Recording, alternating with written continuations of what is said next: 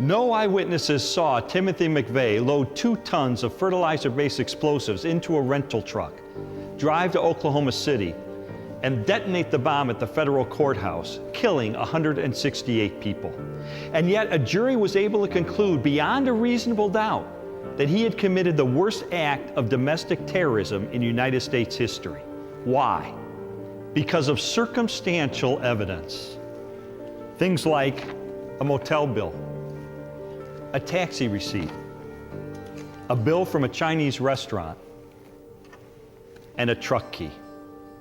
These are among 700 exhibits that wove a web of evidence from which Timothy McVeigh was unable to extricate himself. Circumstantial evidence consists of indirect facts from which reasonable inferences can be drawn. Sometimes a circumstantial case can be even more powerful than eyewitness testimony. Look at the case of Timothy McVeigh. He was sent to the death chamber based on circumstantial proof. But what about the case for Christ? We've already seen that we have evidence for the empty tomb, for eyewitnesses, and for accounts that are so early that they cannot be legendary. But do we have other facts? Do we have circumstantial evidence for the resurrection?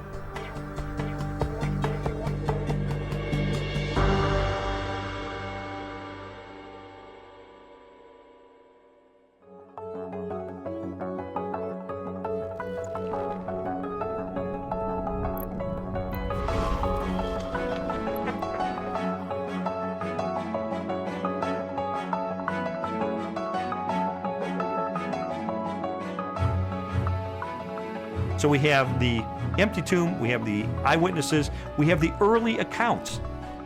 The question is, are there any other additional facts, circumstantial evidence, to support the resurrection? While the Apostle Paul described hundreds of eyewitnesses to the resurrected Jesus, the full impact of the event is perhaps best measured by the subsequent growth of the early Christian church in the face of intense persecution. Even the most critical, skeptical scholars recognize that the earliest disciples at least believed that God had raised Jesus from the dead. In fact, they pinned nearly everything on it. Without belief in Jesus' resurrection, the early Christian movement could never have come into being. They recognized in Jesus something special, but they wondered if they were mistaken when he died. They didn't anticipate that. Suffer maybe, but die at the hands of Pontius Pilate, the Roman governor? In fact, even when the first reports of his resurrection reached their ears, they were still doubtful and skeptical. But when they met the risen Lord, their skepticism was transformed into a very confident faith, a great joy, and a determination to preach the good news to everyone else.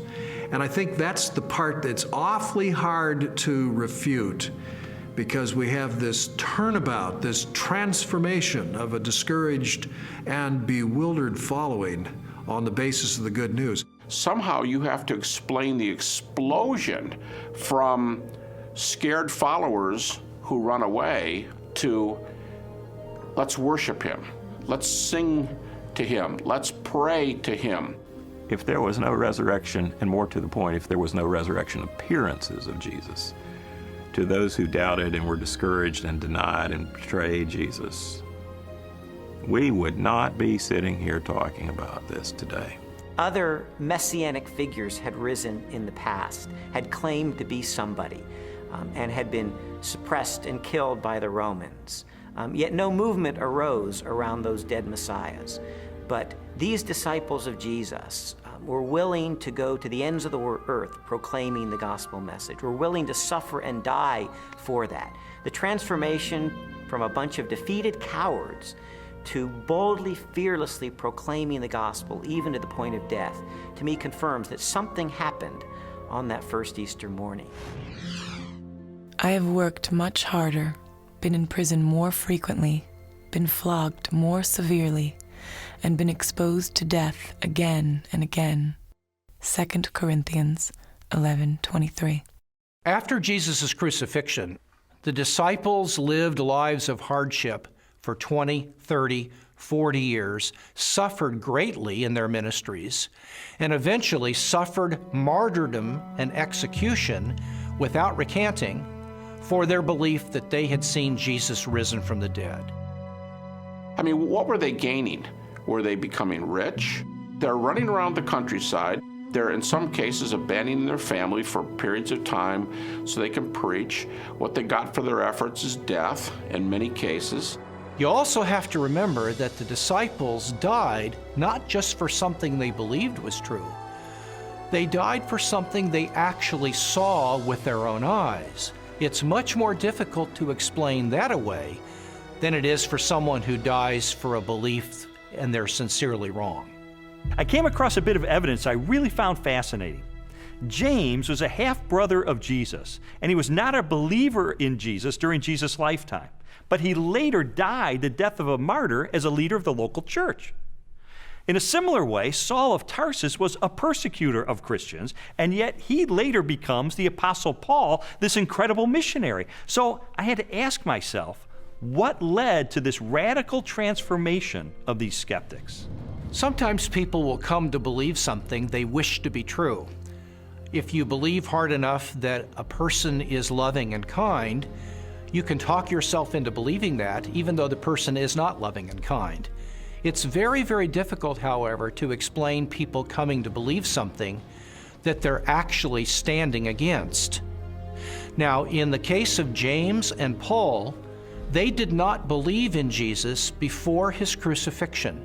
In fact, they thought he was deranged, and they did not accept what he said and what he taught. James, a brother of Jesus, is a skeptic who doesn't come to Jesus until he meets the risen Lord. Critics allow that. Paul's a persecutor till he meets the risen Jesus. That's not the kind of testimony of someone who all gets together and say, hey, let's just cook this thing up. One of the certainties, it seems to me, related to the testimony of the apostles is that they truly believed that Jesus was who he claimed he was, and they truly believed that he had risen from the dead because they were willing to die for that. Very few people are willing to die for something they don't really believe in, or something even worse that they know to be a lie. When Jesus was executed, his disciples were rightly afraid. They scattered. They were fearful for their own life. Their hopes had been dashed because they had believed Jesus was the promised one who was going to usher a new day in for Israel. Turned out he wasn't, because he was murdered by crucifixion under the authority of the Roman Empire. And yet, shortly thereafter, we find them taking a stand in Jerusalem, proclaiming that Jesus was the Messiah, the very Son of God. How do we explain that? How do we explain the fact that they were even willing to propagate this the rest of their lives and go to martyrs' deaths for their belief? The only rational explanation is that something happened to them between the death of Jesus and 3 days later, and according to their own words, it was that they saw Jesus risen from the dead for themselves.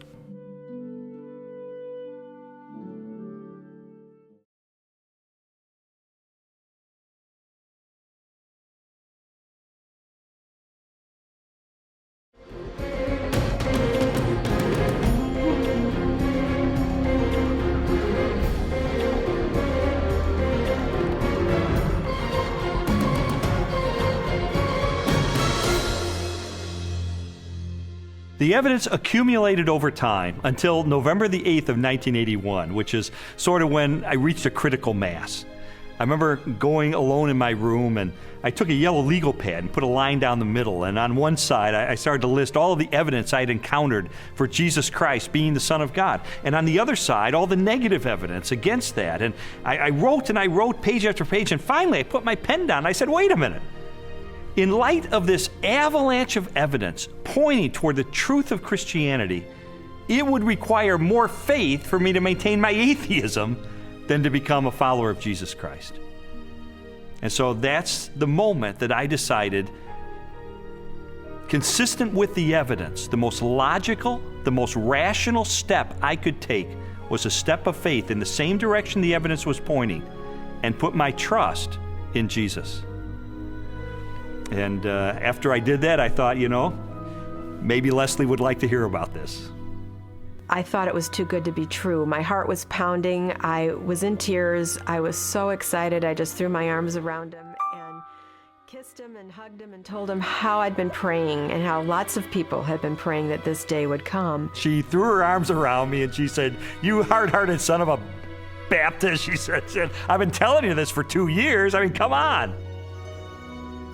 And that began a transformational process for me, where over time, my philosophy and my attitudes, relationships, parenting, worldview, all of that began to change over time for good, really for good.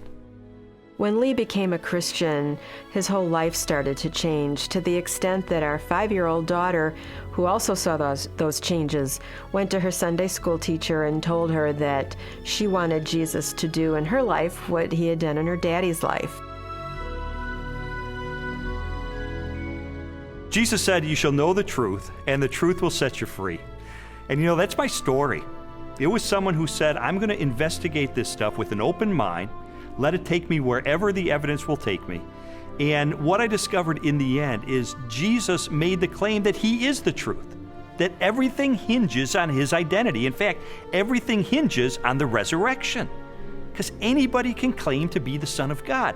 If Jesus really did return from the dead, then he is who he claimed to be, and that changes everything. But what about your own journey? I'd really encourage you, if you've never done it, to investigate the evidence for yourself, but make 3 resolutions up front. Number 1, make it a front burner issue in your life. Number 2, resolve to have an open mind, to go wherever the evidence takes you, even if it takes you to the very uncomfortable conclusion that Jesus is who he claimed to be. And then finally, resolve that once the evidence is in, you will reach a verdict in the case for Christ.